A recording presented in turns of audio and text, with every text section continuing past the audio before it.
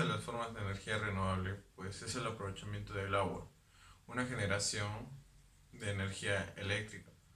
Esta se conoce como la energía hidráulica. La energía hidráulica es la energía asociada a las corrientes o saltos de agua. Las encargadas de aprovechar de dicha energía y transformarla en una energía eléctrica son las centrales hidroeléctricas.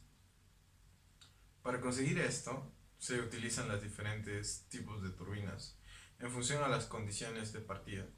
Por lo general, una turbina es un elemento que se utiliza para producir energía eléctrica gracias al flujo de algún tipo de fluido, como por ejemplo el aire o un agua. Existen muchos tipos de turbinas en función de su aplicación.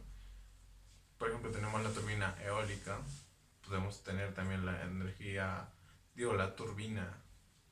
turbina hidráulica, la turbina propulsivas. Estas tres clases que he mencionado, pues las turbinas eólicas se pueden usar por ejemplo, son implementadas en molinos de viento, las turbinas propulsivas en motores de aviones, las turbinas hidráulicas en presas hidráulicas, y así la infinidad de turbinas es gigantesca. Los tres tipos de turbinas hidráulicas principales, que, ¿cuáles son las tres turbinas principales?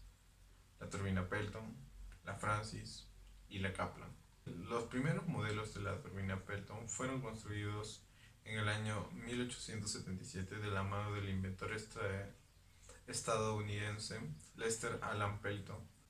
En este tipo de turbinas, el agua cae desde una altura determinada por una galería hasta llegar al distribuidor. A esta forma por una o varias entradas de agua de rodete. ¿En qué consiste el rodete? El rodete consiste en un anillo formado por álabes, llamados en este caso cangilones. Estos cangilones son como dos cucharas unidas por un mismo vértice. En este tipo de turbinas coinciden el sentido de proyección de chorro de agua con el sentido del giro del rodete, y la velocidad del agua de entrada y de salida del rodete prácticamente es la misma. Son poco apreciables las pérdidas de carga. En cambio, fue desarrollada, la turbina Francis fue desarrollada en 1848 por un ingeniero estadounidense, James B. Francis. En esa época ya existían otros tipos de turbinas.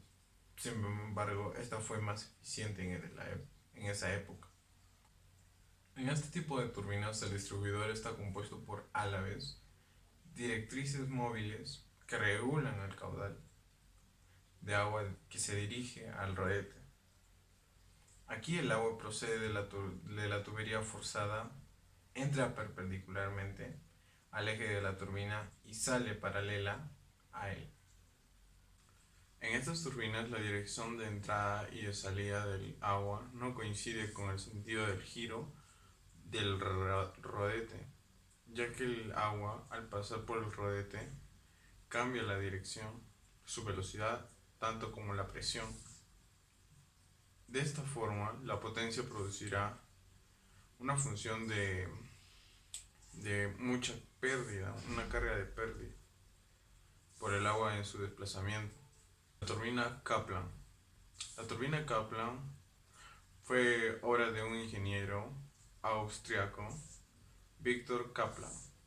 En el año 1912, el principal valor añadido en el diseño de este tipo de turbinas fue que los álabes del rodete eran orientables, cosa que antes entonces en las turbinas conocidas como de hélice, los álabes de los rodetes eran fijos.